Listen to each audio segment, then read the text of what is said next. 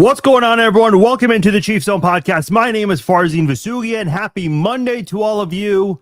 Unfortunately, it is not a Victory Monday. In fact, it is a completely different Monday. It is Elimination Monday. That's the type of Monday this is, but we will get through it together as we've got a lot to get into here. The Chiefs season, I guess, is, unofficially over. I mean, there's still 3 games left, but we know that at the maximum, there's only 3 games left for Kansas City. Their season will end on Sunday, January the 4th. I think it's kind of a given. They're not going to be on the Saturday slate of games this year for Week 18. So Sunday, January the 4th, in what's going to be a meaningless game between the Chiefs and the Raiders. That will be Kansas City's final game of the season. This Sunday, they play the Titans, and they will play on Christmas against the Broncos. That will be a very significant game for the Broncos, not the case for the Chiefs this year.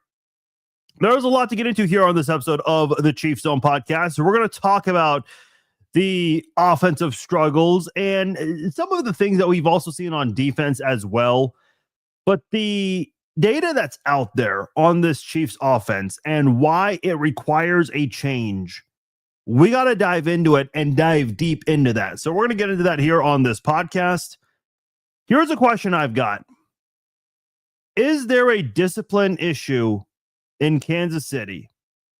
Because I think a lot of the things that we've been talking about this season and the things that we even saw yesterday in the loss to the Chargers, they're just piling up. And I think there was already a question about discipline on this team. I mean, now it's at a point where it cannot be avoided. And we've got to get into that. All of that and more here on this episode of the Chiefs Zone podcast. I appreciate you guys joining live. We are live right now on Instagram, Facebook, YouTube, X. Greatly appreciate you guys. We're going to get into a lot of things here. Hey, listen, it's always fun when you guys are a part of the conversation. I know there's a lot you guys have to say, so please comment below. We'll try to get to as many comments as we can.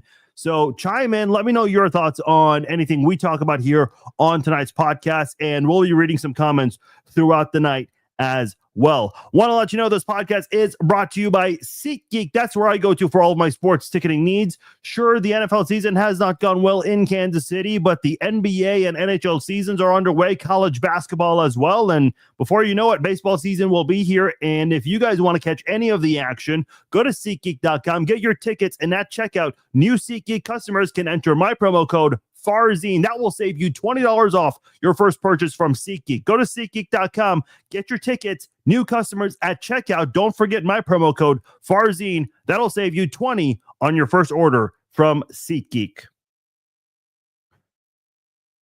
What do I think happened the first 7 weeks before that bye week till now? That's a good question from Joker Trucker on YouTube. That's a great question because Kansas City had a 5-3 record at one point.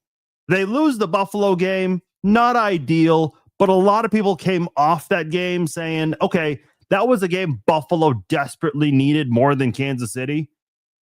But then ever since that Buffalo game, the Chiefs, they go into the bye week in week 10, which, by the way, they had a 5-3 record before the Buffalo game. They lose the Buffalo game, they come off the bye week, and because Denver has been playing great this year, they hardly ever lose. We all said it. The Chiefs must beat Denver because if you beat Denver, you can keep the division race close and you can also keep the wild card race close.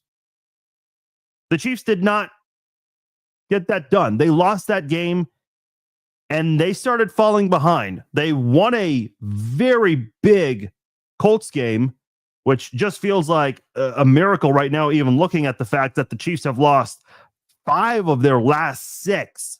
Wow. The last time the Chiefs have lost 5 of 6 games, I think it was 2017. Alex Smith's last year with Kansas City. Let me just double check on that. I remember the 1, 2, 3, 4, 5, 6. They lost 6 of 7, actually. And then before that, it would be the 1-5 start against, or not against, but in 2015. So the Chiefs don't have a lot of droughts like this. And this is the first time Mahomes has lost 3 in a row within the same season. It's happened twice this calendar year if you include the Super Bowl, carrying that over to the first 2 weeks of the regular season. I mean, listen, the Chiefs started 0-2. And then they went on a really nice surge, winning 5 of 6. Unfortunately, they've lost 5 of 6 since then. They won 5 of 6, then they lose 5 of 6. Because with that 5-3 record, they looked like they were going to catch up. And coming off the bye week, we knew that Kansas City had to start turning things up. They lose to Denver. They barely beat Indianapolis, which was great for tiebreaker implications considering the position the Colts are in right now. But you lose to Dallas. That one, not necessarily awful in terms of the standings, but you're at a point where you can't afford a lot of losses. Then you lose to Houston. And I said for a couple of weeks, because Houston suddenly has gotten better. And I said a couple of weeks before then, that game might determine who goes to the playoffs. And it looks like that's very much going to be the case. Chiefs are obviously out of it. The Texans look like they're going to be in a good spot to make the playoffs. And then to make it all official, the Chiefs lose to the Chargers. 3 other games that went opposite of what Kansas City wanted, with the Jags winning, the Texans winning, and the Bills winning. And that was the final nail in the coffin for Kansas City's 2025 season. I think the toughest part here, it's like, look, not only do you not win the division, not only do you not make the playoffs, you are officially eliminated with 3 weeks to spare. Now, listen, the day after Thanksgiving, and I know, again, I've said for a while, that Dallas game, that one, not the worst thing in the world in terms of tiebreaker implications, but the way that they just looked in the second half of that game just did not give me a lot of confidence. And I told you guys the Friday after that Thanksgiving game against Dallas, I said, I don't think this is a playoff team. I don't think they're making it. They lose to Houston. They lose to the Chargers. I mean, these 2 games that they just lost, you could say that the week 9, the week 11, and the week 12 game, those 3 straight games, and there's a bye week in the middle of that right there, but that was probably the toughest 3-game stretch of the season. But given that we knew Denver was basically going to run away with the division, we looked at weeks 12 through 15, essentially. 3 of those 4 games basically were playoff games. The Colts game, the Texans game, and the Chargers game. Those 3 teams are all fighting for a wild card spot right now. I know the Chargers are close in that division race. I don't think they're winning the division, though. And right now, you're just looking at it. It's like the sense of urgency started coming off the bye week. And ever since you knew there was a sense of urgency to at least try to keep the division race close, if not that, at least a wild card race, you go 1-4. And listen, I understand the Chiefs are not getting destroyed in these games. Their worst loss in terms of point differential was the Texans game, not yesterday, but 8 days ago on Sunday night, losing by 10. And that was one where Kansas City, the 2 scores they got, the touchdown and the field goal, that was because they got great field position, starting one of them in Houston's 48 and the other in their own 44. They could not manufacture a well put together drive of their own in this game. I mean, this team just did not play with a sense of urgency coming off the bye.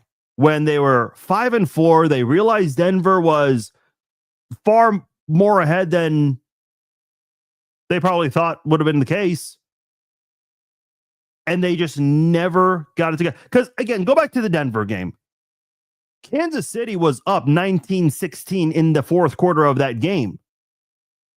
Ever since Travis Kelce scored that touchdown, the Chiefs took the lead in that game. What happened since then? The Chiefs did not get a first down the rest of that game. 2 drives, not a single first down. Denver, they mustered 2 field goals, one of them was a walk-off game winner. That's all they needed. They didn't have to go out there and score 2 touchdowns because Kansas City wasn't going to do anything. And I think that's the most frustrating part. Look, I know this has been a very inconsistent year with the defense. More so the offense than the defense. But the defense has kept you in games. I mean, you lost 27-21 in week 1 to the Chargers. 27 points, not great, but I think the offense could have done a lot more, even with Xavier Worthy's injury. And I'll jump into some of the details on that shortly. Then you play the reigning champs, the team that destroyed you back in February. And it was a completely different game. Still the same outcome in terms of who won and who lost, but boy, I mean, Kansas City's offense had every reason to try to win that game. The Chiefs' defense, I think they held Jalen Hurts to 101 yards passing. Like, it wasn't anything impressive from the Eagles' offense, and I know this has not been a good year for the Eagles' offense, but Kansas City's defense, they did what needed to be done in that game. They held the Giants to 9 points. They destroyed Baltimore. Baltimore scored 20. Some of that was in garbage time. Didn't let Detroit score a lot of points in that game. Shut out the Raiders, which I think, that's what any defense should be able to do against a bad team like the Raiders. They held the Commanders to 7 points when they had Marcus Mariota. That's, again, what you're supposed to do when you're facing a backup quarterback. And then ever since the bye week, other than the Cowboys game, I just can't blame the defense. They held the Broncos to 22 points. I mean, the Broncos should have scored 2 touchdowns to open up the game and start off 14-0, but the Chiefs came up with 2 massive red zone stops. And the Chiefs, they missed an opportunity to take an early lead. Against Indianapolis, they got off to a great start, but the Chiefs' defense absolutely dominated Jonathan Taylor in that game. And Daniel Jones, he had, I think, his worst or his second worst performance of the season in terms of total yardage. The Dallas game, not a good game for Kansas City. Looked like it was going to be a good game from a defensive perspective. I mean, the offense, they got off to a hot start, but then they only scored 1 more significant touchdown. Yes, it was a field goal game, a 3-point game, but that last touchdown they scored was really too little too late when it was kind of out of reach. I mean, Dallas got the ball back, and they just basically ran out the clock. The Houston game, the Chiefs defense played lights out in the second half. There was only 1 bad drive from the Chiefs. And listen, it's hard to play defense in this sport. So if you're going to allow 1 touchdown drive, okay, those things happen. It's not easy to shut out a team. The other 10 points that the Texans scored in the second half, I mean, you can't even put it on the Chiefs defense because the Chiefs offense just basically gave the Texans all this great field position. I mean, you might as well have just called the Chiefs Santa Claus for that night, because an early Christmas gift was basically giving the Texans great field position in the second half to give them their two scores. One was a field goal, the other was a touchdown. And at that point, it was just the Chiefs offense couldn't get anything going after that, especially in the fourth quarter. The Chargers game, again, same thing. They got after Justin Herbert, which, he has a broken left hand. The offensive line, not very good.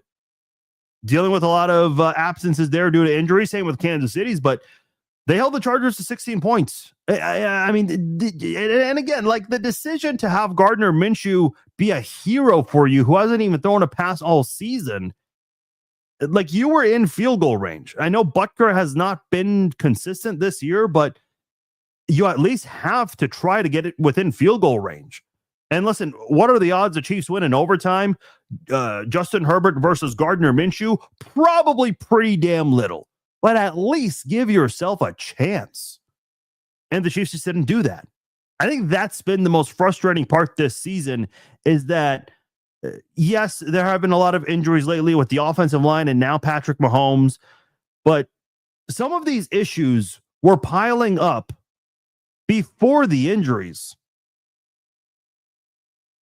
What is my YouTube channel? It is youtube.com/@thechiefzone, or just search the Chief Zone. Andy has always lacked discipline. That's what Kevin Gietzman was getting to way back when he got in trouble and got fired. Oh, well, I mean, that's a whole separate deal. Noah's asking, I heard Kyle Pitts is going to be a free agent this offseason. I'm not too familiar. Should the Chiefs fans were excited about what he did on Thursday Night Football. Should the Chiefs try to get him? Yes, absolutely. But there's a little bit of a problem here. The salary cap is not good for Kansas City. And we'll dive into the salary cap a little later on. We did some of that last night. Maybe we can get into it more on Wednesday. Today, I just have other things that I want to discuss. But man, it's just tough to watch. Anthony, I see your comment. We're gonna get into that. I'm gonna dive deep into what you said. I've got 3 pages of notes to talk about that stuff right there. So we've got a lot of things to jump into. Can't stomach watching Minshew Maniac lose to the Titans.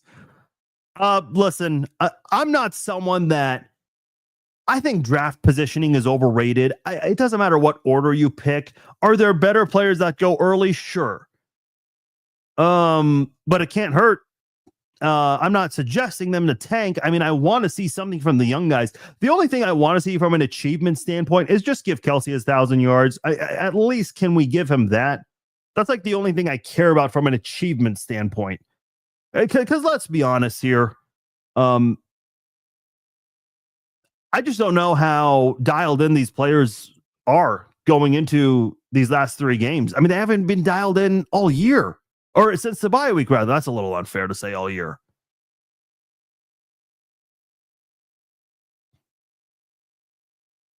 Any updates on Mahomes? So the news today, and Andy Reid did his press conference via Zoom. He mentioned that Patrick Mahomes is going to Dallas. He is going to visit Dr. John Cooper. He is the team physician for the Dallas Cowboys, and get a second opinion, which is very common for athletes to get second opinions on significant injuries like this. As far as we know, Andy Reid did say that there isn't any significant damage to other ligaments on the knee, which is good. And by the way, for what it's worth, the doctor that Patrick Mahomes is going to go visit for a second opinion, I think I saw this from Charles Goldman of A-to-Z Sports. He mentioned that this is the same doctor who performed surgery on Rashee Rice's knee last year. So I would imagine there are probably a lot of players who consult with him when dealing with a significant knee injury like this. Do you believe that Andy Reid will actually embrace a change in the offensive philosophy?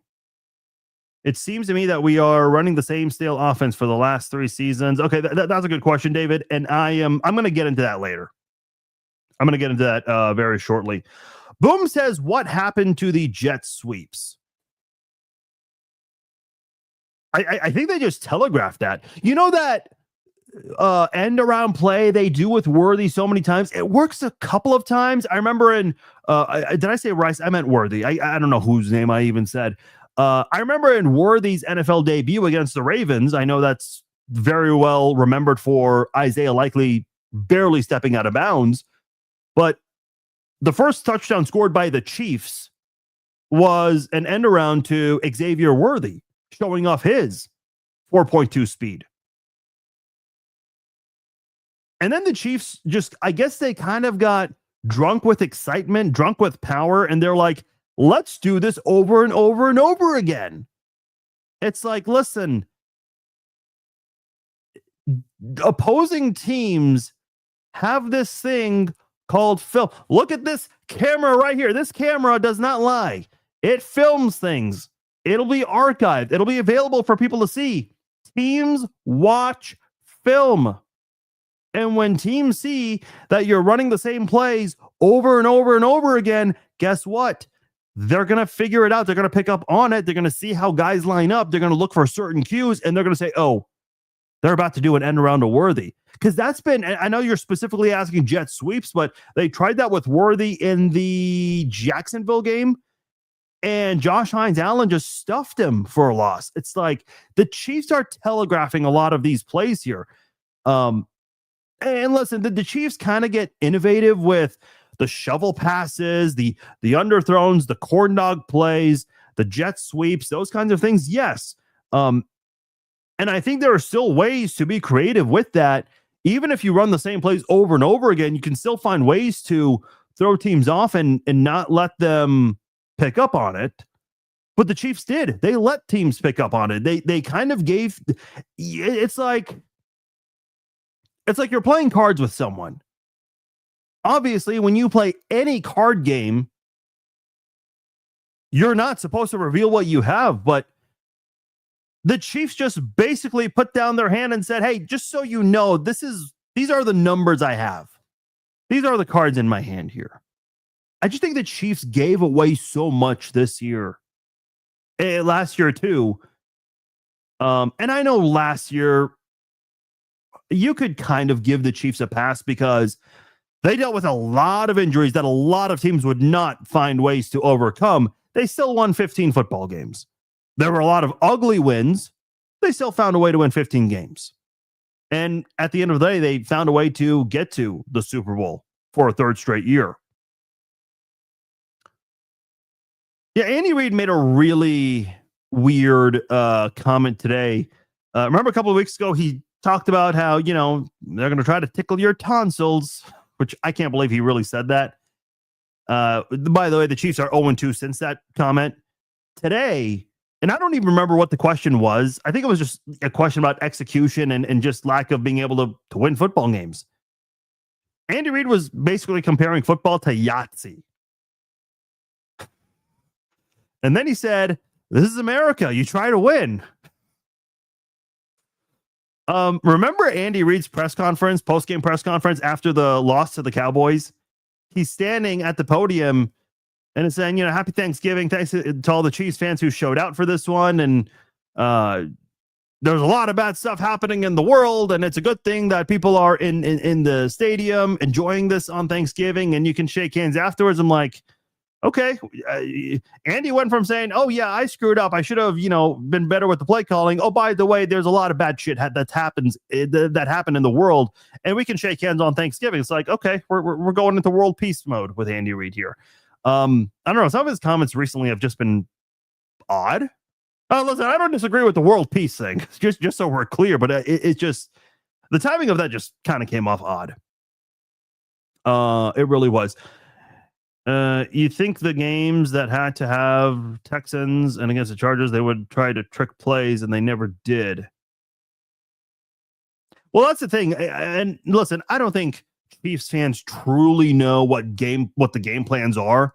But I got a lot of tweets like when Tyquan Thornton's playing time basically vanished. I was like, why?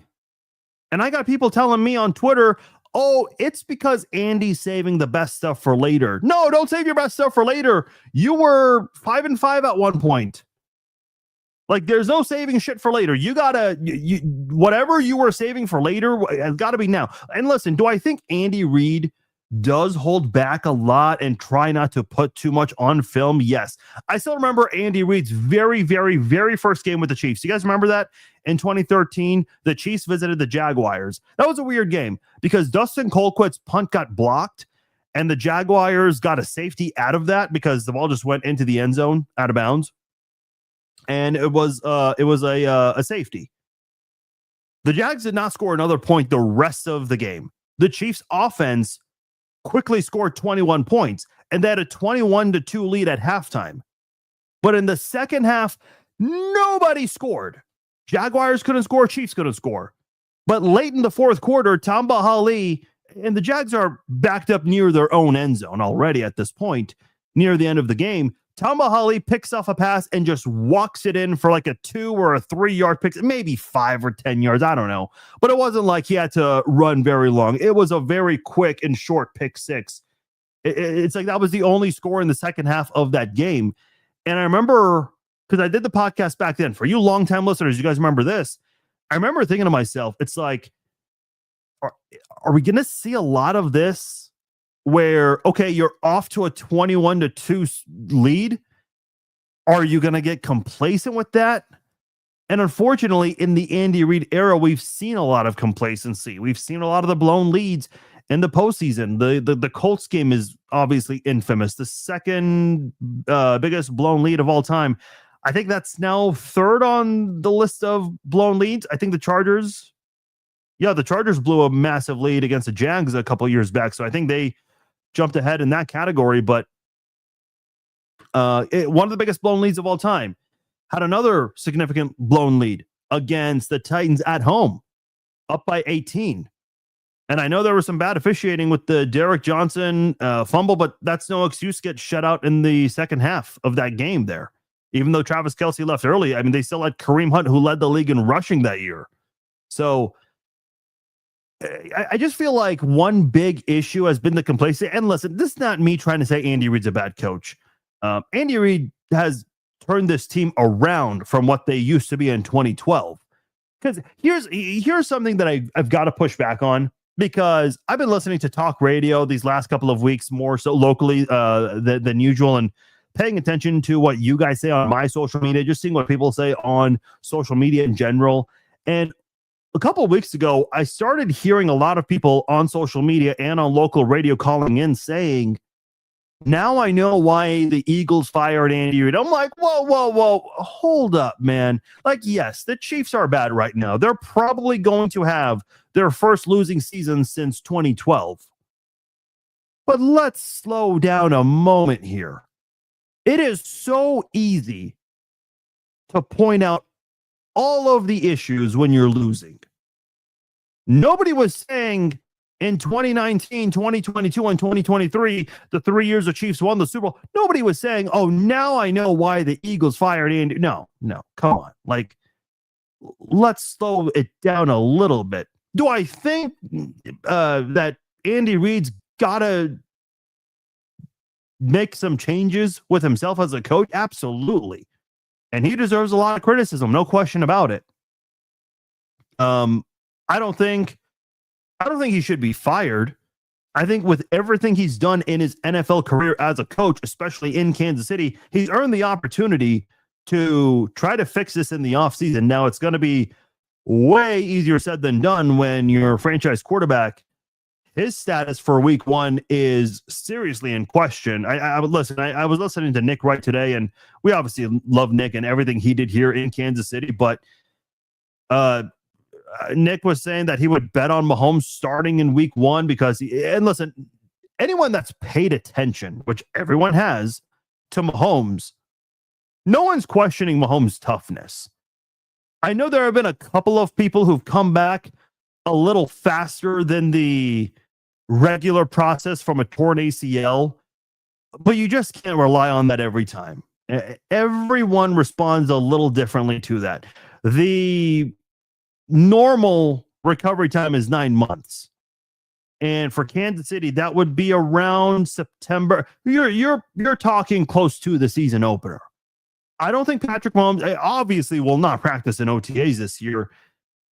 He's not going to participate in any training camp practices or even the preseason unless he happens to really be ahead of the curve on this one, which, again, I don't think you can rely on that at the moment.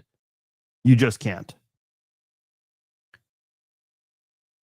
But what are you going to, like, was there, I'm sure, Brett Veach, and again, you've got to be realistic here.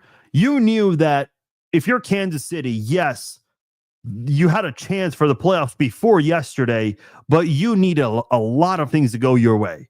I'm sure Brett Veach and his staff, they started formulating and talking about how they're going to attack the offseason in terms of fixing the salary cap, free agency, the draft. I mean, I'm sure, and they've been doing that stuff for a while, but I think, putting a lot of attention on that stuff started not too long ago.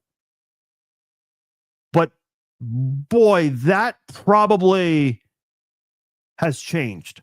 This Patrick Mahomes injury just put a big wrench on your potential offseason plans.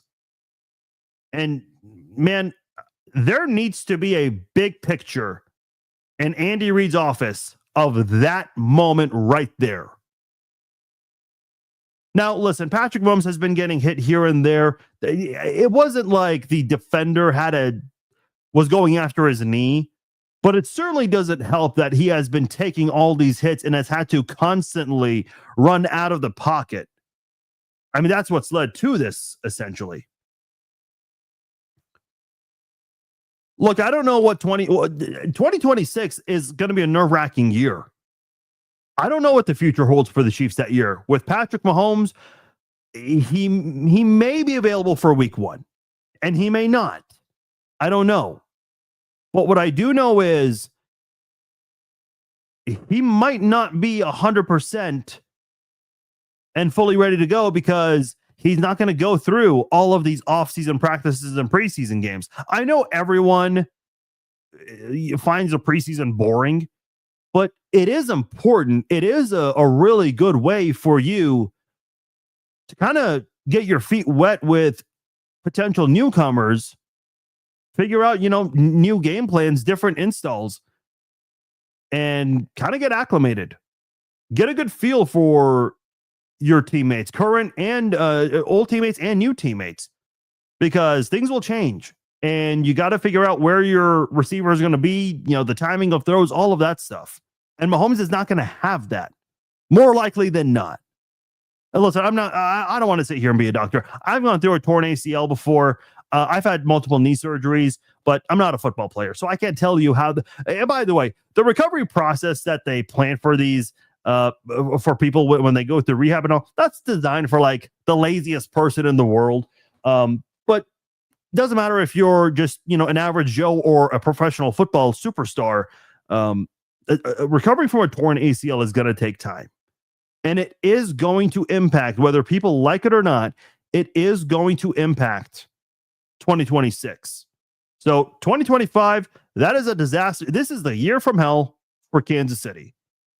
2026, oh boy. That one is now in serious question. We have no idea what this team is going to look like. And I think it's very imperative that the Chiefs figure out what they're going to do with the salary cap. If you're going to trade someone, and I think Trent McDuffie is a very likely trade candidate, figure out what you're going to do there, because you can get some draft capital. The Chiefs don't have a lot right now. They can get some in a potential Trent McDuffie trade. But boy, this upcoming draft, it better be a copy of the 2022 drafts and 2021, because the Chiefs found a lot of great players outside of the first round of the 2021 draft. The entire 2022 draft, with the exception of a couple of guys, were big. Those outside of Darian Kennard, a lot of those guys did big things for you. Some more than others, of course, but that 2022 draft class really delivered. And I think Kansas City is going to really need a 2022 style type of draft this year, this upcoming year. You might need to go out there and find a star running back, because I don't know who your quarterback is going to be. Is it going to be Gardner Minshew? Is it going to be Jameis Winston? I'd love Jameis Winston. I think, remember Jameis Winston last year in the Super Bowl? He was doing some media and he went up to Andy Reid. He's like, I'd like to play for you one day. Well, let's make that happen. I'd be interested in seeing that. Listen, I've seen a lot of other things get suggested out there in terms of what the Chiefs should do with the quarterback position. Obviously, whatever you're trying to do is going to be more short-term than long-term. And listen, players have come back from torn ACLs before. It's not like Patrick Mahomes, suffered a significant injury in his late 30s. He's 30 years old. He's going to be 31 right around the time when he comes back and probably plays his first game. It makes his return, essentially. So players have come back from torn ACLs before. Tom Brady was great. Jamal Charles, a different position, I understand, but football players at a lot of different positions, including the quarterback position, they've come back. And listen, I said this before. If Patrick Mahomes was going to have a long, successful NFL career, odds are he was going to have an injury like this at some point. A lot of guys go through it. Peyton Manning missed an entire year once because of the neck injury. Tom Brady missed the whole year. Okay, specifically speaking, he played just one half of football and then missed the rest of the year. And that's when Matt Castle was born in the NFL, by the way. So you've just had all these different things.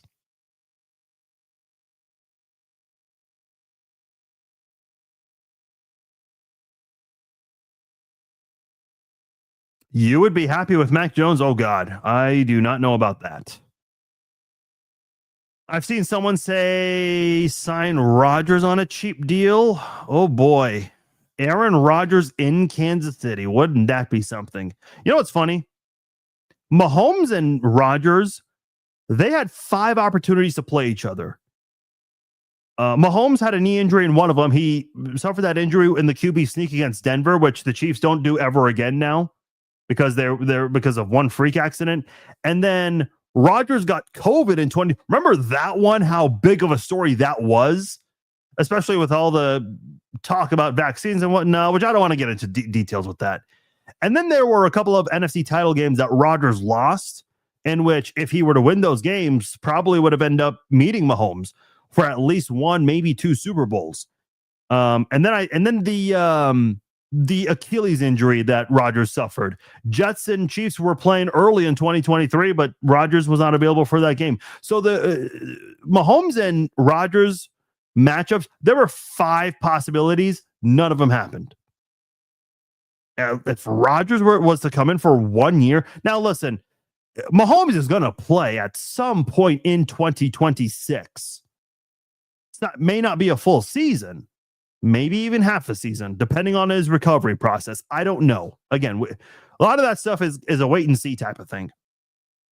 By the way, given the way things just go in the media locally for Kansas City, like I know a lot of people push back on the criticism of Travis Kelce not willing to do media after a loss because they feel like he's going to get asked the same questions over and over again. Like, are you going to retire? How do you feel? Are you frustrated? Like that kind of stuff. Dude, if Mahomes is not available in week 1, and if he's going to be out for a significant time in 2026, every single week, Andy Reid's going to be asked, how's Mahomes? How's Mahomes? Like that's going to get annoying if that ends up being the case for next year, but we'll see how that goes.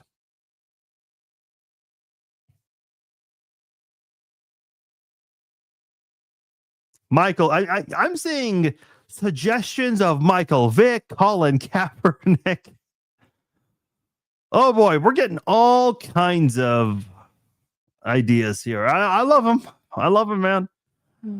Keep them coming. On Instagram, Tauber Bryan asked, does our practice squad quarterback have any potential, or should we consider using a 3rd or a 4th round pick on a project play? Okay, this is a really good question. First of all, Chris Oladokun, he's been a great practice squad quarterback for Kansas City, especially with his speed. In practice, he's always served as the Lamar Jackson and Jalen Hurts quarterback in these practices, so he's brought a lot of value there. In terms of playing in a regular season game, which he's only done once, and that was last year against the Broncos, which was a meaningless game for Kansas City. I don't know. I mean, I know Andy Reid gave him some praise. Oladokun's been here a while. Like, he knows the system. But does he know it enough to play well when given the reins? Probably not. And as far as your other question, should the Chiefs consider... Oh, Kirk Cousins. Okay, I didn't even think of that. He had a pretty good game recently too. As far as your other question, should the Chiefs draft a player in the 3rd or the 4th round? Oof. Listen, I don't think the Chiefs were not willing to trade a 3rd round pick for Breece Hall. And I think one big reason why is because they felt that because of their cap situation and Breece being a free agent after this year, they probably felt like Breece Hall was not going to come back on a cheap deal, and that he was going to get a significant big deal somewhere else. So if the Chiefs were not willing to give up a 3rd round pick for Breece Hall, why would they spend a 3rd round pick on a quarterback to play a few games for you? I'm not dismissing that possibility. I'm not dismissing it at all. See, Brandon says we don't have the draft capital to waste on a temporary quarterback, and I agree with that. But one thing I will say is if I had to bet on it, I don't think Trent McDuffie's playing for you next year. Not because of talent, but the Chiefs are not going to be able to afford him. He's going to want a big deal. And if you look at what some other cornerbacks are making across the league, I mean, Sauce Gardner just signed a $30.1 million deal for 4 years. And the Jets traded him just a few months after that. And guess what? Gardner's already hurt. Just a couple games in with the Colts. So, and listen, I'm not saying just because Sauce Gardner got hurt, it'll happen to Trent McDuffie. I'm not saying that at all. But do the Chiefs have it in their salary cap to give that kind of money to Trent McDuffie? Absolutely not. There's just no way. And that's a huge reason why I think Travis Kelce is not going to play next year in Kansas City, because the Chiefs just don't have the funds to make that happen. And I don't think Travis Kelce's willing to play out of the goodness of his heart, no matter how much he and his soon-to-be wife make. I know people keep pushing for that. I think we got to stop with that narrative, because I don't think Kelce's playing for free no matter what. So I think if you trade McDuffie, you'll get some draft capital. I think you can get a 1 and a 3 for McDuffie. Maybe a 1 and a 4. Do we keep Chris Jones? Probably, because no one's going to take that contract from Chris Jones. Or from the Chiefs, rather, I should say. No one. There's just no way anyone would do that. Charlene says Russell Wilson. Yeah, we're getting all kinds of Jimmy Garoppolo. Wouldn't that be something? Hey, Jimmy, welcome to Arrowhead. There's the Super Bowl 54 banner up there. You remember that one, right? Wasn't there a first baseman for the Mets who completely threw a wild pass to the catcher that missed on the Eric Hosmer slide to home plate, and he ended up playing for the Royals? And if you guys know the way Kauffman Stadium is designed, the first baseman is looking out in the direction where they have all the World Series and championship flags. So I can't remember the name of that first baseman, but I'm sure he saw it many times during his time with the Royals. Jimmy G would be perfect in Casey's system. I'd actually disagree. I would really like to see Jameis Winston in an Andy Reid system. I think that would be really good. I would not be opposed to Russell Wilson either. Now, here's the other thing, too. Those guys, I don't think they're going to play for a cheap deal either, because they know that they're going to be brought in with a serious possibility of being used. I mean, listen, if you're going to come to Kansas City to be a temporary quarterback, even for a quarter of a season, quarterbacks are not going to do it for cheap. They're going to want some money from Kansas City. So it's going to be really interesting to see how the Chiefs attack that this upcoming offseason. Your moment is finally here, because DraftKings Sportsbook, America's top-rated sportsbook app, is finally live in your state. You heard that correctly. Those of you in the Show Me State can now make every game more exciting with same-game parlays, money lines, props, and more. And you can do it all from your phone. The best part, it's safe, secure, and easy to use. And obviously, Missouri fans know about game day with the tailgates, the noise, and the passion. And now with DraftKings Sportsbook, you can bring that same energy to every snap, every touchdown, and every win. No waiting, no nonsense, just pure action powered by America's top-rated sportsbook app. And right now, new Missouri customers can bet $5 and get $300 in bonus bets instantly. Download the DraftKings Sportsbook app and use my promo code ChiefZone. Once again, new Missouri customers can bet $5 and get $300 in bonus bets instantly with code ChiefZone. The crown is yours in partnership with DraftKings Sportsbook. Gambling problem? Call 1-800-GAMBLER. 21 and over. Physically present in Missouri. Eligibility restrictions apply. Bonus bets expire 7 days after issuance. Excludes customers who redeem pre-launch sign-up offer. Terms at sportsbook.draftkings.com/promos.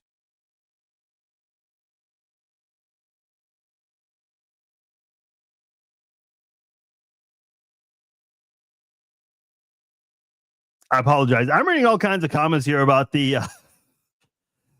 suggestions for quarterback. I see one from Jack Scene. Wouldn't it be funny if Tua came to KC now that Tyreek is in Miami and finding out? Oh boy, I was not expecting a laugh from you guys on this Elimination Monday, but here we are. I can always rely on you guys. Listen, you guys come to me for the therapy session. I rely on you guys for the comic relief. It's been that kind of season for Kansas City. By the way, a lot of you guys are watching live across Facebook, YouTube, X, Instagram. I have a question for you guys, and please answer honestly. If you think this would be the most boring idea in the world, I need you guys to say that in the comments. And that nothing is set in stone. This is just me throwing out an idea. I could probably make something work if we have enough interest. And the only way I can really know if there's any interest is if you guys say something. Listen, we've been doing this podcast since 2007. Now, I took a couple of breaks here and there, but we've been doing this podcast for a very long time. Something we have never done, and I've always thought about this for a few years, actually, but never thought there would be enough interest. But the podcast is just at an all-time high. It's grown a lot the last couple of years. And it's truly at an all-time high. Every year, the podcast numbers just go way, way up. So here's my question to you guys. And again, please answer honestly, because if you guys don't like the idea, I need to know so that way we don't spend any time on this. My question to you guys, if we were to do a live podcast with a live audience in person and have special guests as part of the podcast, would you, and it would be in the Kansas City area. We're not at a point where we can, travel and go outside the KC region. But if we were to do a live podcast with a live audience, and it's in the Kansas City area, if it happens to work with your schedule, would you guys be willing to attend? Is that something that would interest you guys? If it works to your schedule, is that something you would seriously consider attending? Just something that I'd be curious to know from you guys. And again, it would be in the Kansas City area. Maybe one of these days, if the podcast continues to grow and get bigger and bigger, yeah, sure, maybe we can venture out there and go outside of the KC area. But for now, I'm just curious if that is something any of you guys. Wow, a lot of okay. All right. I guess we know what's in demand. Okay, a lot of you guys are saying yes. Call Matt Castle. I've tried.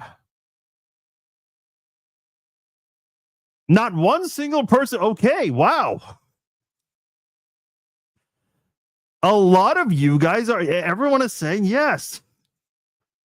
I was expecting, a few trolls to say no. Screw your podcast. Okay. All right. Wow. All right. Okay. I appreciate you guys. Was not expecting that at all. Okay. All right. Well,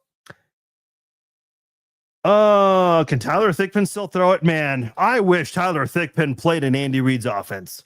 One hill I will die on, if Tyler Thigpen really had great players and coaches around him. Dude, he did not have a bad 08 season. Air horns there. Why not? We got to get something good on this podcast, right? Okay. You're an introvert, so no likely for okay, understandable. Yeah, there it is. Dominic said screw your podcast. Okay, good. So someone had to say it. Okay, well, I appreciate it. I guess I've got something to do. We'll have to figure something out. Actually, Brody Croyle was on this podcast last year, and it was I told this to Brody, And I told Brody, I said, Brody, I really appreciate you doing this. Because, by the way, Daniel is in the chat. I think I saw Daniel comment. Daniel interviewed me for his journalism project, and he said, if you could interview one or two players on your podcast, who would you interview?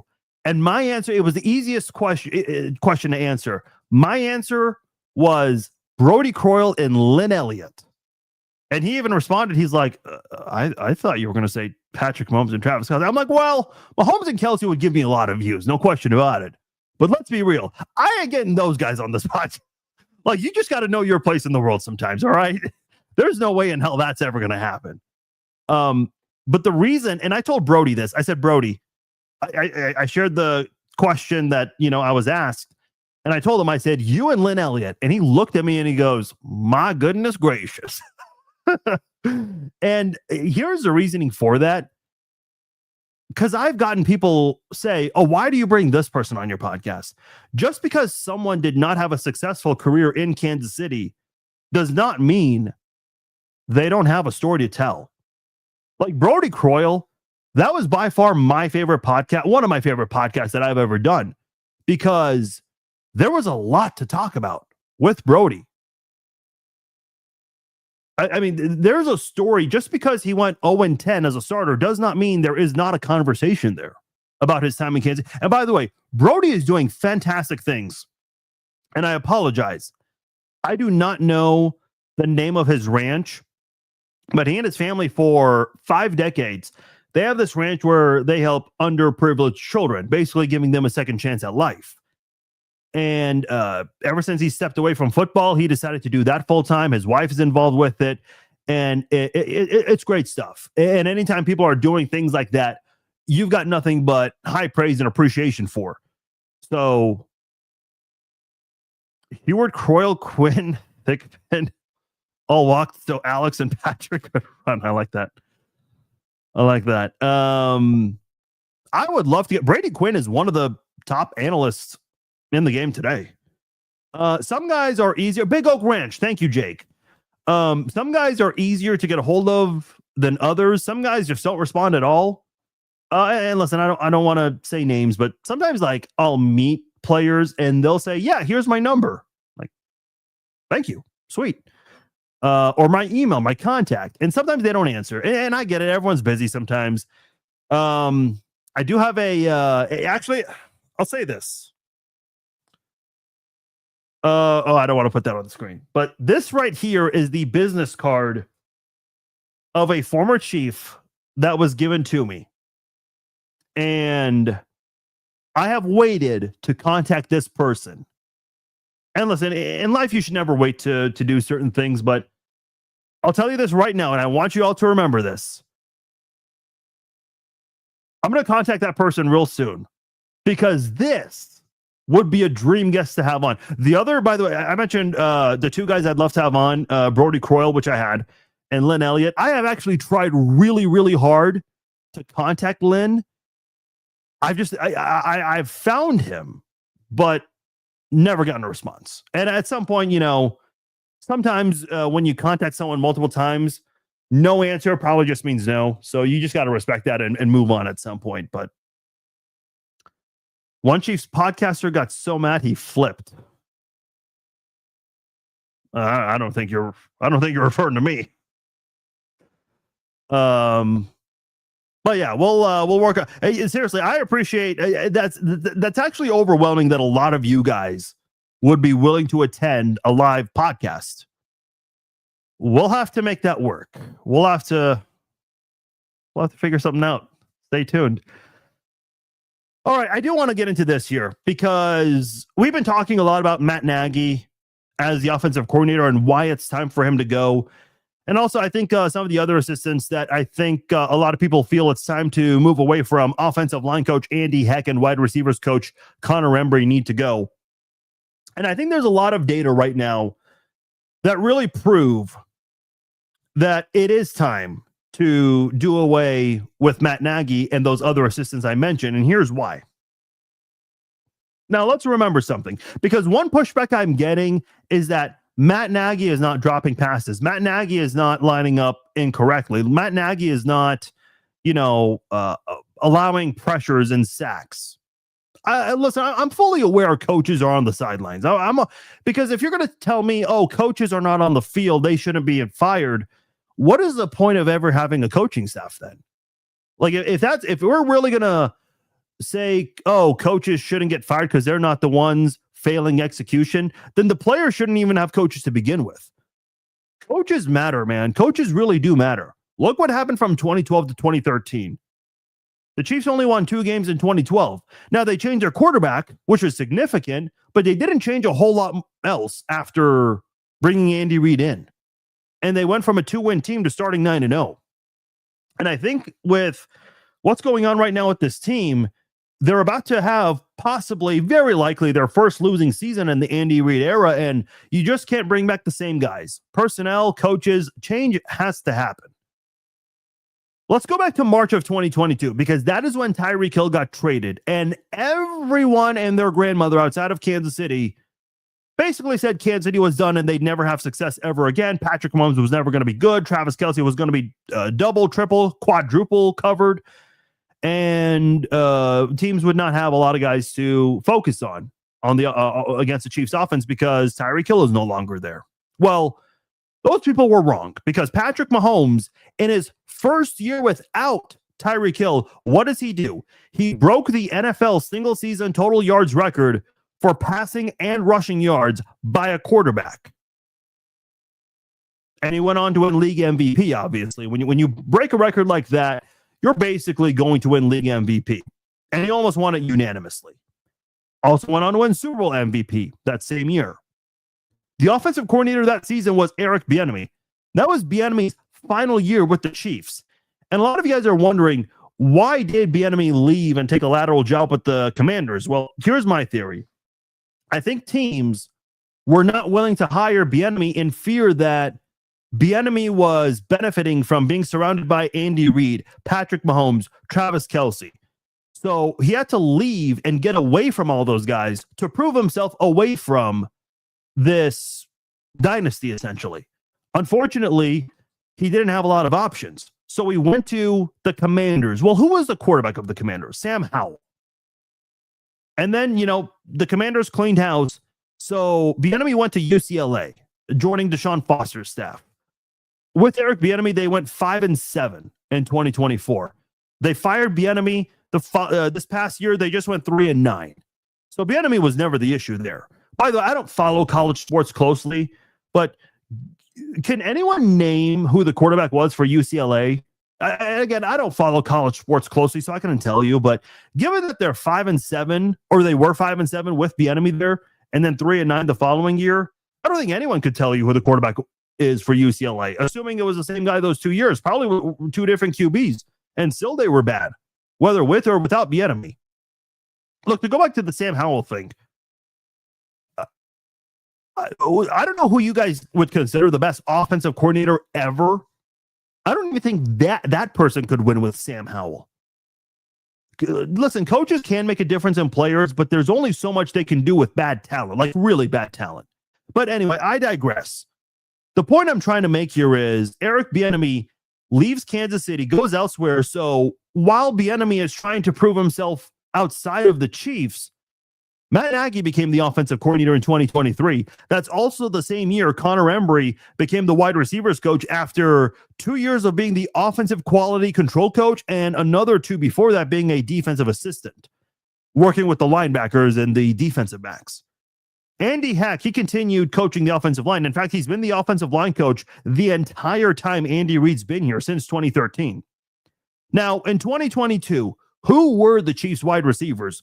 Juju Smith-Schuster was one of them, but let's not focus on Juju too much because he did not come back for 2023, and I'll explain why that's significant.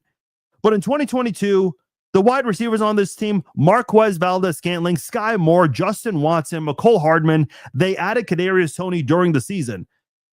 And listen, yes, Kelce had a monster 2022 season, but Mahomes had 5,200 passing yards. That doesn't happen just because of Travis Kelce. That happens because you use all of the guys across the offense in your arsenal. So he used MVS, Sky Moore, Juju, like I mentioned a moment ago, Watson, Hardman, Tony. These guys were not dropping passes left and right consistently. And then what happened a year later? And by the way, can anyone tell me where those wide receivers are today? I had to look up a couple of them. MVS is in Pittsburgh. He's on his 5th team in 2 years, ever since the Chiefs let him go. Sky Moore is in San Francisco, actually doing some solid things as a returner there. Kadarius Toney, he's a free agent. Justin Watson is on IR with the Texans. McCole Hardman, where is McCole Hardman? I could not tell you where McCole Hardman. Oh, he's on IR also with the Bills. Only played 1 game for them.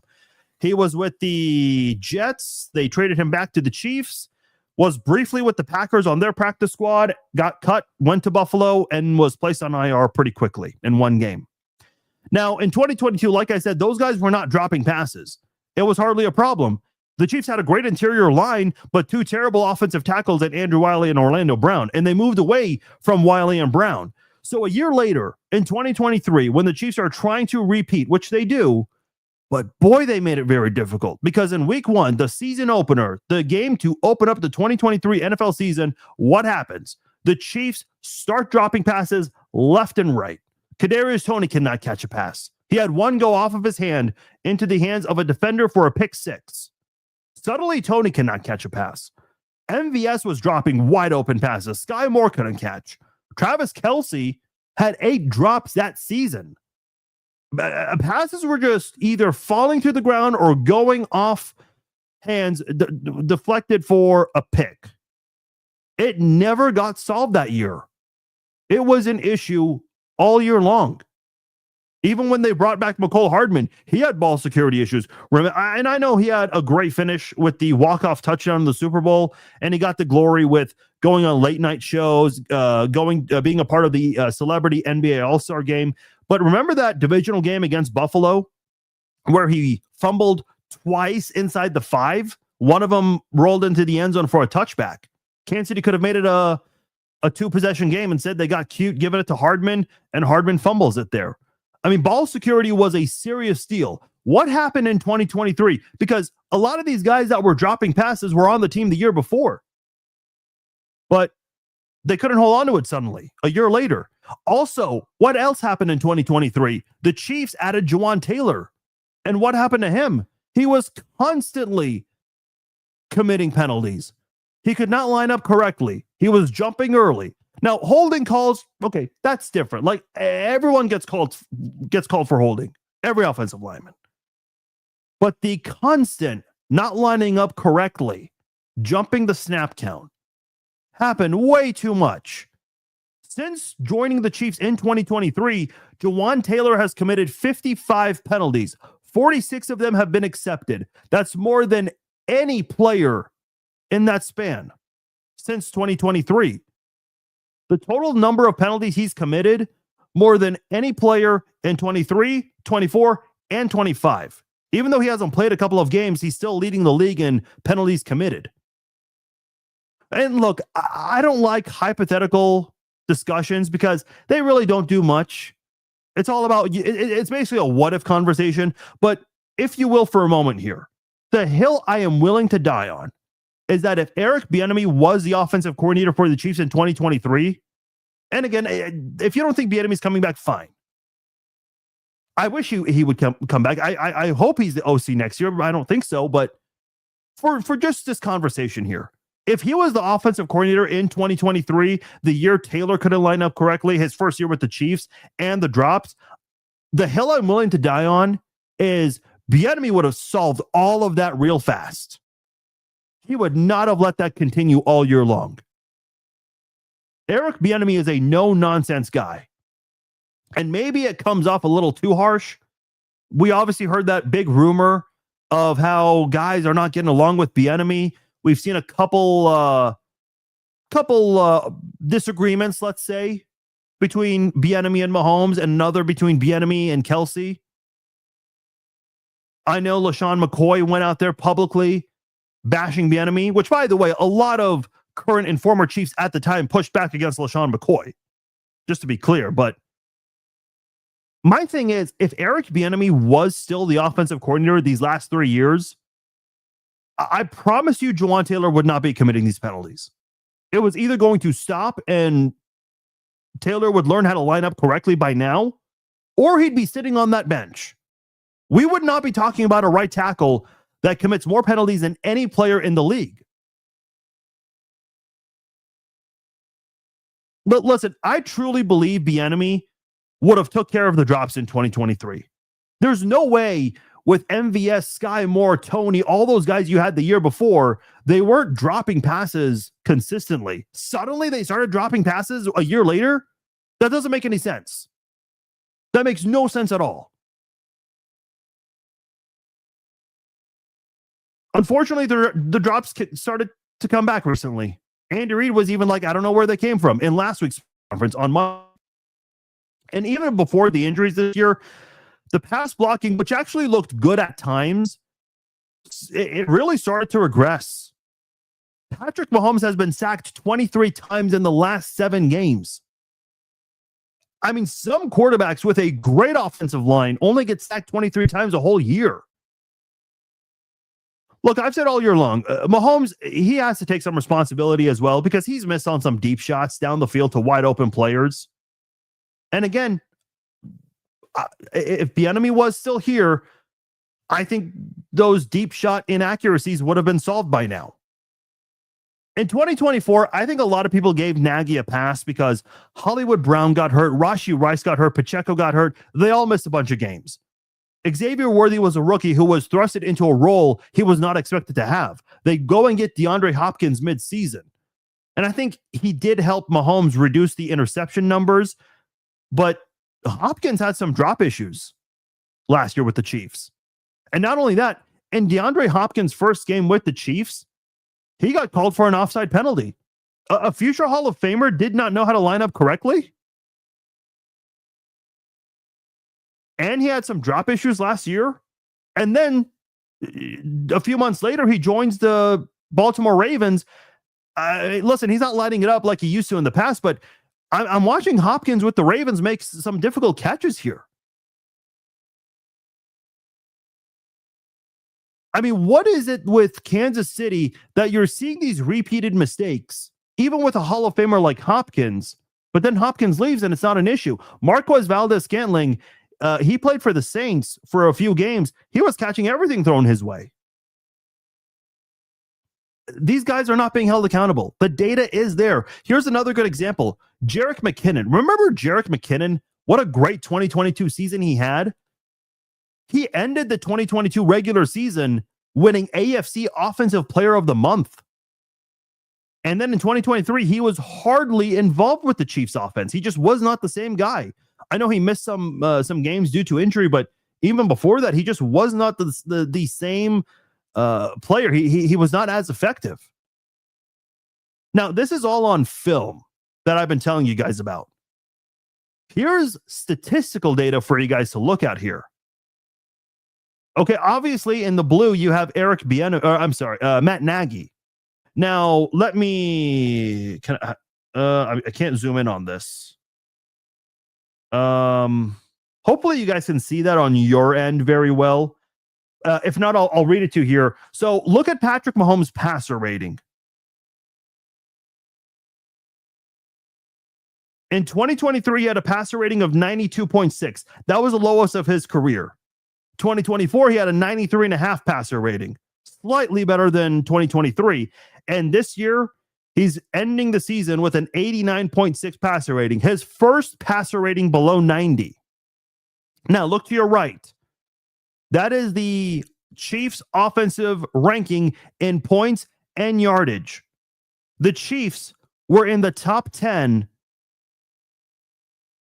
in total offense and points scored under Eric Bieniemy.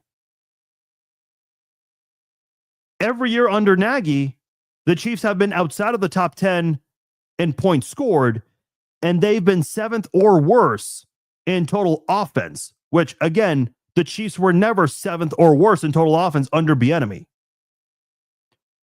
So, look, I just told you all the things that have happened over the years with the Chiefs. That's on film. And I just showed you all the statistical data here. This is not a coincidence. This is not, oh, they can't catch a pass. Let's fire Nagy right away. No, this is 3 years of data. My biggest frustration this year, I think the Chiefs wasted a great season with all that speed on offense.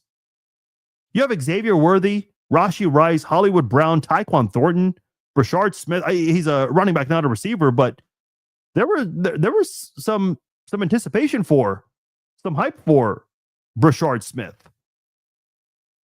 Even though he was a 7th round pick. We've seen 7th round picks do some big things in Kansas City, like Isaiah Pacheco a couple of years back. I mean, what more do you need to see? The fact of the matter is, Matt Nagy is not holding guys accountable. Has he addressed the issue with their players? Absolutely. I'm sure he has. But not well enough, because these mistakes have been on repeat and they've been happening over and over and over again. Because here's what I get. I get a lot of people saying Nagy's not the play caller.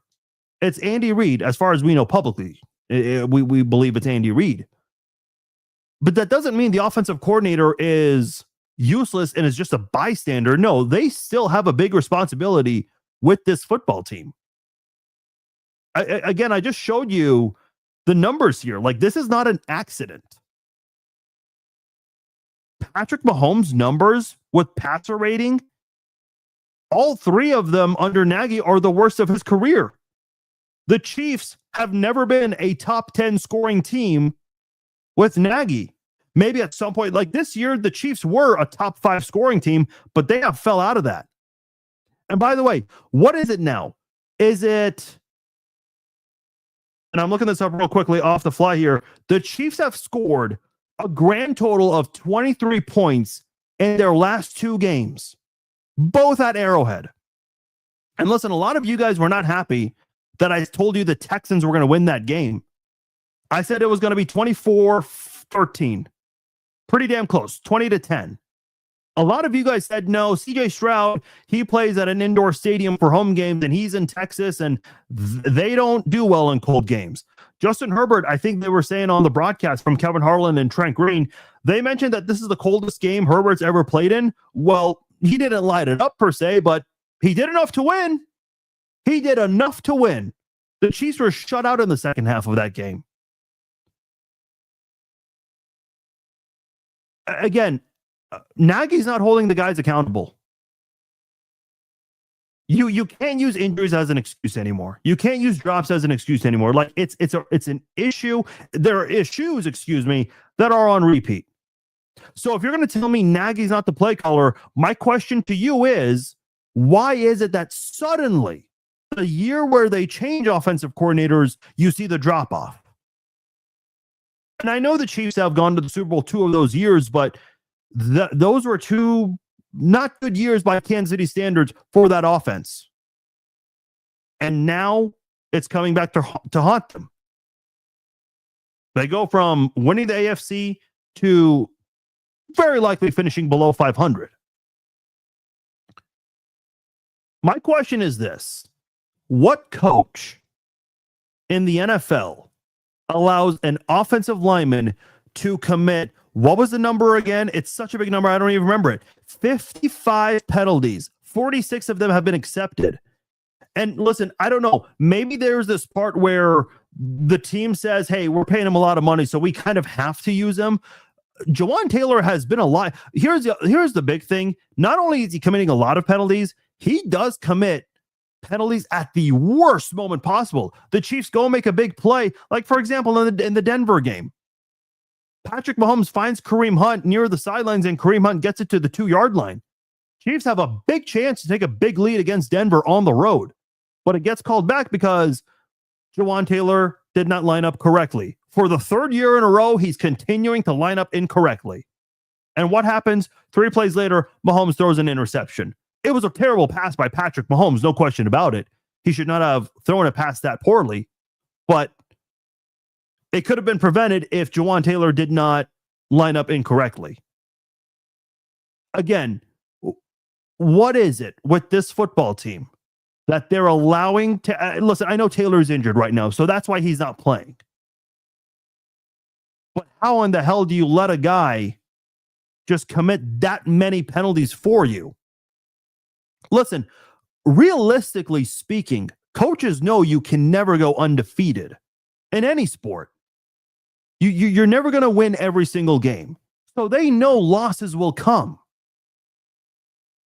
What coaches cannot handle repeated mistakes over and over again. But for whatever reason, Kansas City's allowing that to happen, specifically with Jawaan Taylor. They're letting these drops happen again. Whatever they've tried to do to erase these mishaps, they don't get nullified. It might go away for a little bit, but it'll come back. Like the month of October was a great month for Jawaan Taylor. And we thought, wait a minute, this guy actually looks like a very good right tackle right now. But unfortunately, that was temporary. And Kansas City is now in a really sticky situation where they've got to figure out how they're going to, as Andy Reid keeps saying, clean things up. And on top of that, you don't know what Patrick Mahomes, his availability is going to look like going into next season. But I do know this. There's enough data to tell you that Matt Nagy's got to go. And I think Andy Heck has to take some of the blame as well. I think he's got to suffer the consequences and receive the pink slip. Same with Connor Embry. I mean, dude, and listen, it's not just on Embry, but why is it that the same time you change your offensive coordinator and your wide receivers coaches, you suddenly, your offense can't catch a pass? I mean, even DeAndre Hopkins coming in here, a future Hall of Famer, he has drop issues. But then he joins Baltimore in 2025. He's catching some of the tough passes thrown his way. It doesn't make sense to me. The only thing I can point to, either Patrick is throwing terrible balls, which I don't think that's the case. And when I say terrible balls, I'm saying like, to a point where they can't catch him, which I don't think is the case. I mean, he's hitting receivers in the hands. So the only other thing I can really think of is coaching. So I think those changes need to be made. Because I think if it was Eric Bieniemy, and maybe not even Eric Bieniemy, if it was any other, offensive coordinator that has a good offense that they work with, they don't put up with this stuff. They don't let it go on for too long. But the Chiefs, we've seen it 3 years straight. Whether players are injured, available, whatever the case is, these issues have been going on for way too long. I got a question to ask you guys before I get out of here. Do you feel like the Chiefs are a hungry football team? Because losing that Super Bowl the way they did, the game was basically over at halftime, let's be honest. I was hoping that would spark a fire under all of their asses for the returning players, especially those that were part of the back-to-back Super Bowl wins. I was really hoping that they'd look at it and say, yeah, we need to right this. And listen, winning a Super Bowl is hard.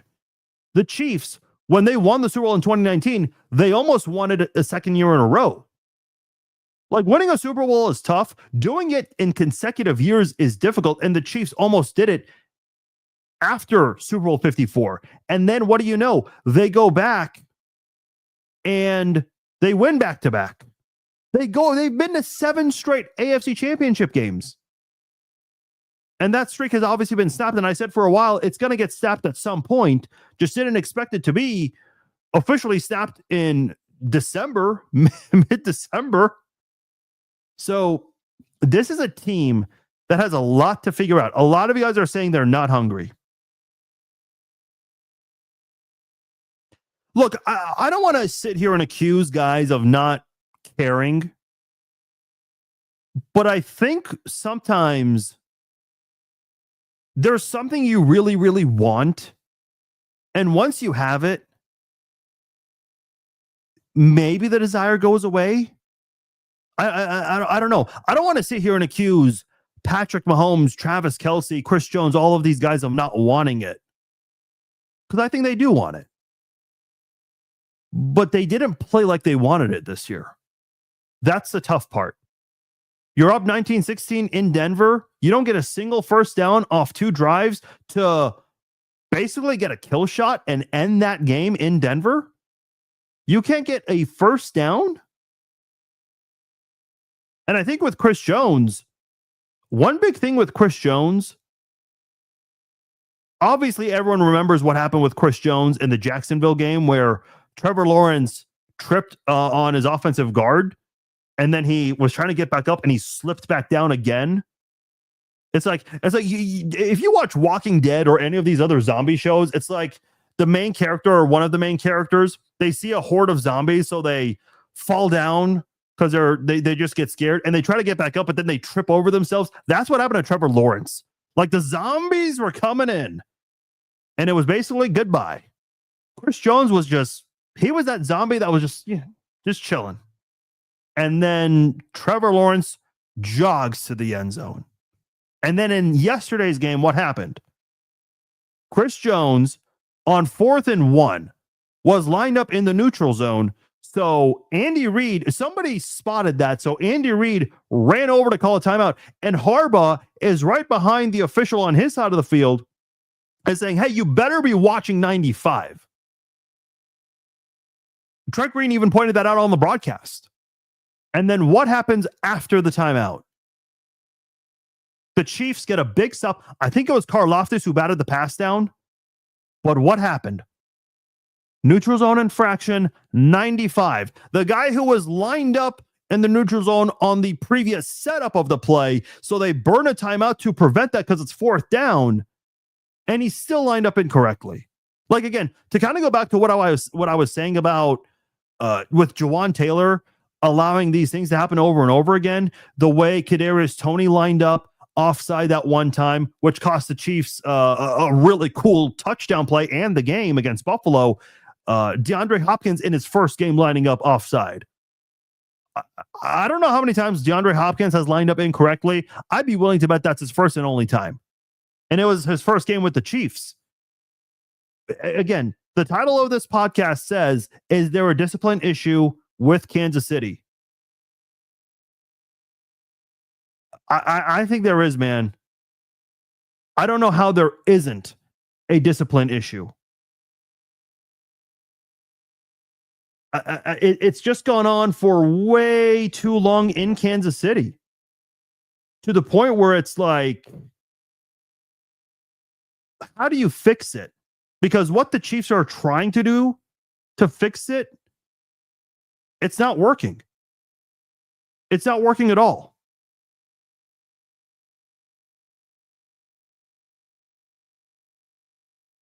Listen, I will say this, because I know this discussion has been going on for a while with Chiefs fans on social media.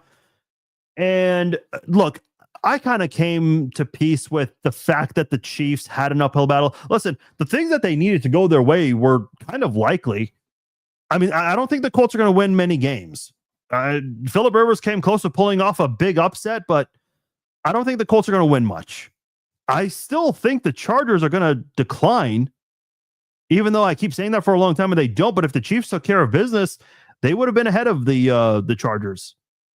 The one thing the Chiefs needed that I don't think they could pull off was going undefeated the rest of the season. See, Tony says D Ford cost us in 2018. When D Ford was offside, and Tony, I see you pointing. That's the same person pointing it out. My bad. When D Ford was offside, this entire town wanted him out. Like, there was no scenario where people were willing to accept D Ford back in Kansas City.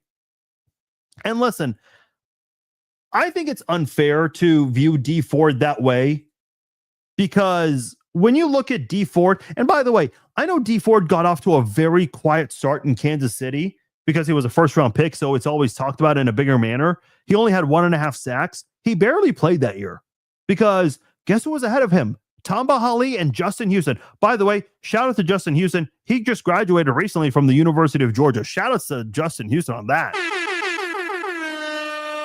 Always love seeing that kind of story. But in 2016, when Tamba Hali was not playing a lot for Kansas City anymore, and lost a lot of his playing time, guess what? Dee Ford goes out there and gets 10 sacks. 2018, the same year Dee Ford was offside, he had 13 sacks, the best of his career. He never saw that total ever again in his career. He had 6.5 with the 49ers. At one point, Dee Ford had more sacks than Frank Clark did in 2019. So people kind of wondered, the Chiefs make the right move, but in the long run, they did. My point is, Dee Ford makes that one mistake at the most crucial time. What do the Chiefs do? They trade him. Or I can't remember. Did they trade him or cut him? They didn't bring him back. That's all that matters. But Chris Jones, like he lined up incorrectly 2 plays in a row.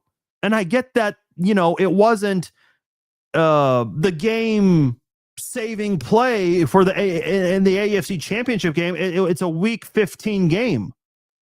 But it was a 4th down play with your season really, you're basically in playoff mode. You've been in playoff mode for a long time. So every single thing that you need to go in your favor, you need to have go in your favor. And the fact that, a veteran like him, a future Hall of Famer in week 15 was lined up incorrectly, 2 setup plays in a row, I guess is the more proper term. It's just unacceptable. It's just unacceptable. Thoughts on people saying Jeremiah Smith to the Chiefs? Yeah. Or I think you meant Jeremiah Love. Yeah, Jeremiah Love, not Jeremiah Smith. Can't hurt. They need a presence at the running back position, but are the Chiefs going to use a 1st-round draft pick on a run? Here's my thing. I know the universal mock drafts out there in Chiefs Kingdom is to bring Jeremiah Love to Kansas City with the 1st-round pick, which we'll see where the Chiefs end up selecting. Right now, I think they're 12th, which I don't think is not going to get you Jeremiah Love. But here's my question. Is running back really the position you should target in the 1st round? I'm not saying that's the wrong direction to go in. Jeremiah Love would be great in Kansas City. I'd love to see that. But I just wonder, maybe offensive line's got to be the priority again. You're paying Trey Smith a lot of money. You're paying Creed Humphrey a lot of money. You use a 2nd-round pick. You traded up 1 spot. Still, you traded up in the 2nd round to get Kingsley Suamataia. You didn't want to give up on him despite being a bad offensive tackle, so you converted him to guard. You got Josh Simmons.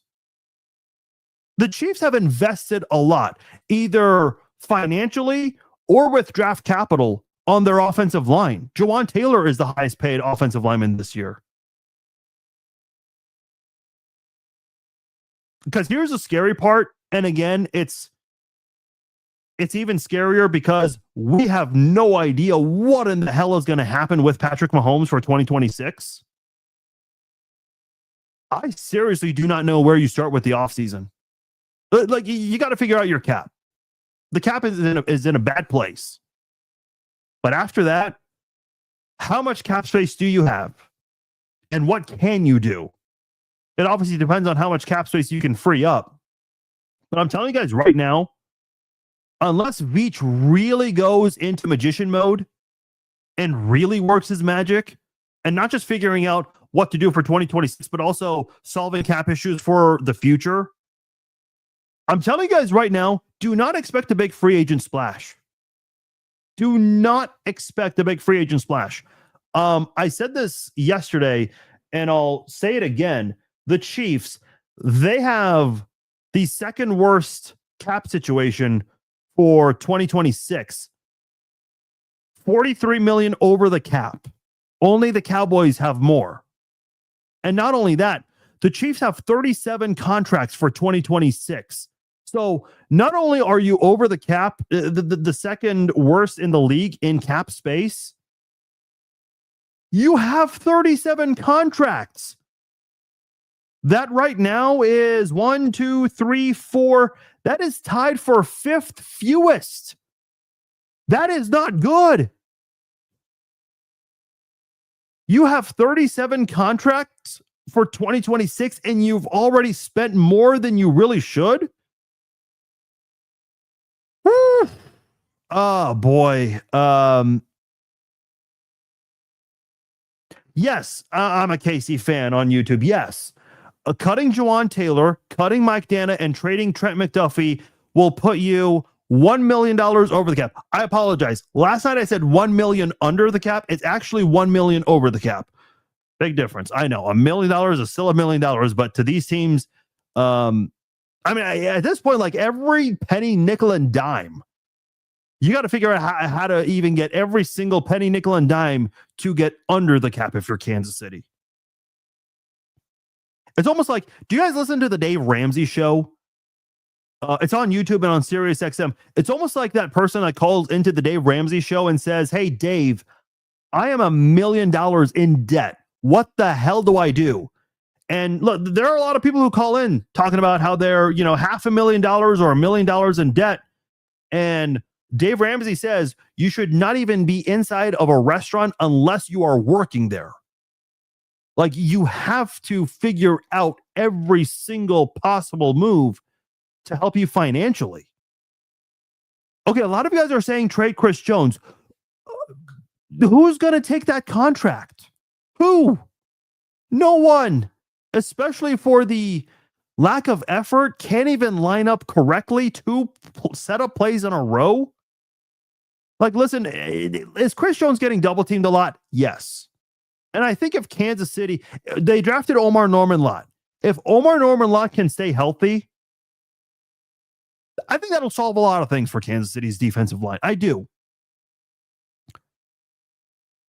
Listen, I remember the Chiefs got a sack on a 4-man rush at one point yesterday. I said, holy shit, it's a Christmas miracle. It really felt like it.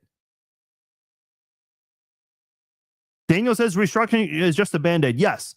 And listen, if you restructure a player one time, you can live with that. But the Chiefs have restructured Patrick Mahomes' contract over and over again to the point where he has a $78 million cap hit. What is the NFL record for biggest cap hit of all time? I refuse to believe there is one that big in NFL history, especially when the salary cap's getting bigger and bigger every year, and we're seeing bigger and bigger contracts every year as well. Does anyone have a cap hit bigger than that in NFL history? And by the way, he might not be available to start the season. So that is real insult to injury. Travis retiring is not going to matter because he's not under contract for next year. Thoughts on whether if Travis will retire after this year? Again, I don't think he's coming back to Kansas City because the Chiefs, like we've been talking about, they can't afford him. Would Travis be willing to play for another team? Man, I don't know. Because I heard on First Things First today, they're talking about how weird it's going to be if Travis Kelce's last catch is not from Mahomes. I don't think Kelce even cares about that. Like, when you're 6-8, when this is what he chose to come back for, I think the issues go beyond who's going to throw the last pass ever to Travis Kelce. I don't think anyone cares about that in the Chiefs locker room right now. How much would the Chiefs free up the salary if they were to trade Chris Jones? We can explore that, Christian. So the nice thing about overthecap.com, you get to play with that calculator and figure it out. So the Chiefs are at 43.7 million if you trade trade pre 6-1. Okay, so you go from 43.7 to you actually go under. So you go $1 million under the cap. $1,074,665 to be exact. So you're basically saving almost $44 million. But again, who in the hell is willing to take Chris Jones for $44 million? I mean, they're not going to give you a first-round draft pick because they're already going to take a massive cap hit if they trade for Chris Jones. So again, I don't know who's going to take on that contract. Now, a guy like Myles Garrett, does he have a hefty contract? Yes. But is he also playing his brains out there? Dude is a machine this season. He might break. How many sacks does Myles Garrett have? Myles Garrett might break the single season sack record. He might break the single game sack. I hope he doesn't do that because that's held by Derek. Yeah, he's at 21 and a half sacks. He is breaking that record. And I know a lot of people are saying, oh, but players today get 17 games. Well, first of all, that number will go to 18 someday. That's not a matter of if, it's a matter of when. Second of all, he's going to get that record before the 17th game anyway. I mean, how many games has there been that he hasn't had a sack? Only 3, and they were all consecutive. He's had a sack 1, 2, 3, 4, 5, 6, 7, 8 straight games with a sack. Listen, I guess if you're not winning much in Cleveland, you have at least that to enjoy. I remember when the Chiefs were 4-12 in 2007, the first year where we did the podcast, by the way.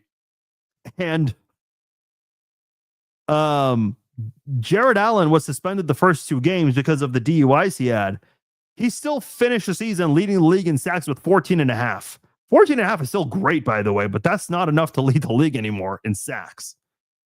He almost broke the single season sack record one year, or I think he might have.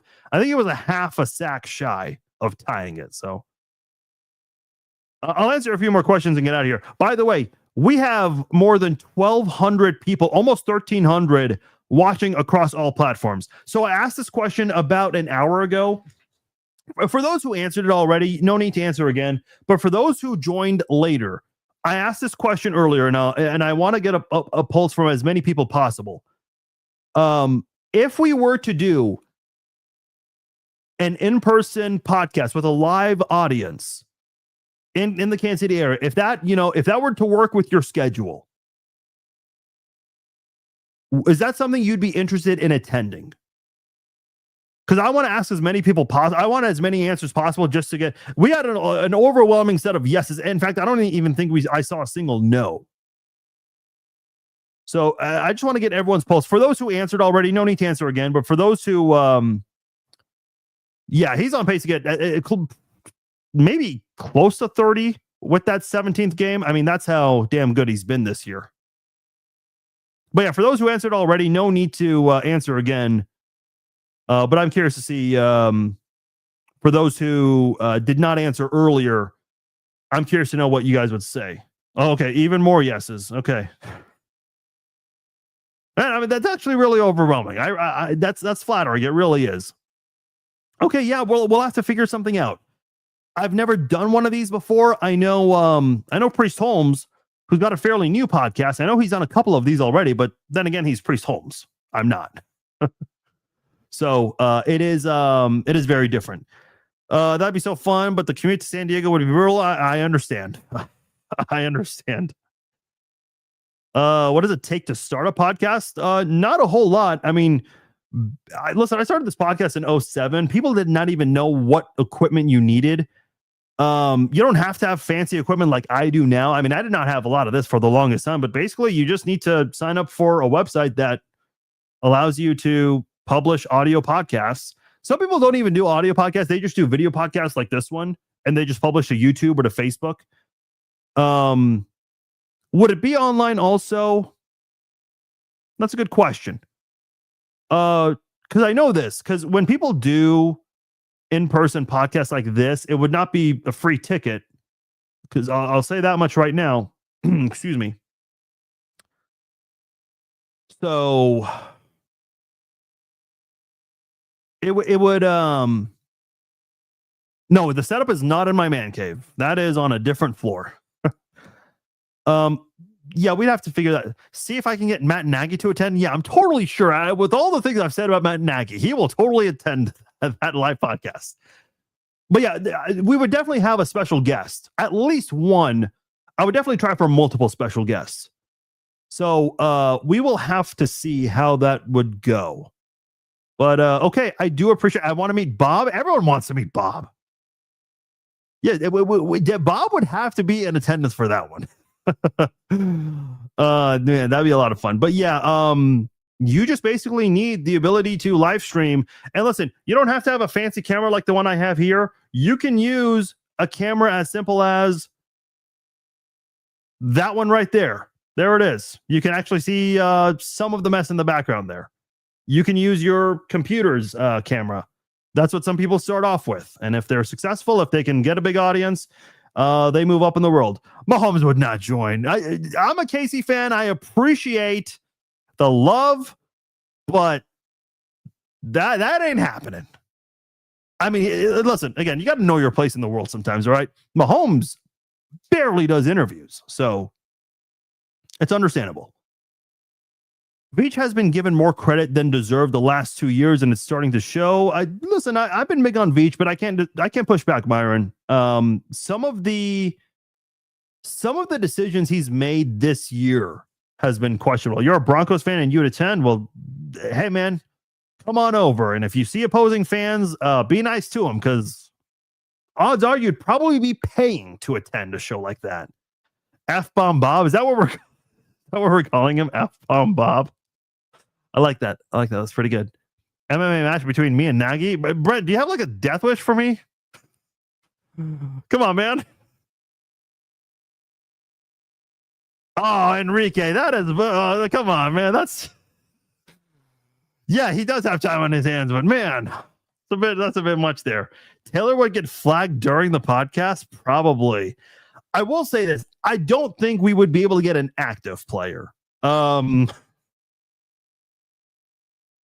Listen, let me just say this: the Chiefs, from my history, just being around their PR and working with them and whatnot, they are extremely sensitive about letting active players do certain things. They used to not be like that, but now they kind of are. So, all right. Well, if we really have that much interest, if there's really a serious demand for that, then perhaps we'll have to figure something out in the off season. We'll figure something out, and obviously we'll definitely put it out there for you guys to be aware of, and maybe we can make something happen this off season. So if you're interested, we'll definitely put the word out there if we can figure something out. I don't know how you would even set something like this up. I have literally no clue how this would work. If Priest Holmes did it, so can you. Yes, but he's Priest Holmes. Like, he's a Chiefs Hall of Famer. I'm just a lousy podcaster. So we'll have to figure out a way to get all of that to work. Maybe I can we'll figure something out. Well, I'm sure it's doable. If there's a demand for it, I think people would be willing to work with us. So we'll figure it out. All right, guys. I appreciate you guys joining me on this episode of the Chiefs Zone podcast. I am Farzin Vousoughian. If you haven't done so already, please share the podcast. If you haven't done so, please subscribe to the YouTube channel. I will say, despite the Chiefs, their season is going to end on January the 4th. We're still getting a lot of engagement, a lot of interaction. I know you guys have a lot more to say, but these podcasts are still getting a lot of views, even with the Chiefs being down this year. I wish it was, under better circumstances, but this greatly helps me out. So thank you guys. This really means a lot. I appreciate all the support, all the love this year. I say it every year, but we're getting bigger and bigger every year. And that's just, I keep thinking to myself, there's no way we could be bigger the next year. And you guys prove me wrong on that. You guys do. So whether this is your first year or even your first episode, or if you guys have been listening for several years, this truly does mean a lot. And listen, the season's not over. We can still have fun, even in the midst of this chaotic season from hell for the Chiefs. We'll still have some fun doing what we do. So in terms of the live show and the off season, I'll figure something out, and I'll definitely let you know if we can put something together. Thank you guys once again. My name is Farzin Vousoughian. If you guys missed any part of the live stream, it'll be archived shortly on Facebook, YouTube, X. If you guys enjoyed any of this, please share it with your friends. Let them know. If you are not subscribed to the YouTube channel yet, please do so. Just search the Chiefs Zone on YouTube or youtube.com/@the the Chiefs Zone. Once again, I'm Farzin Vousoughian. I am out. I will talk to you all Wednesday, 7 p.m. Central Time. Take care.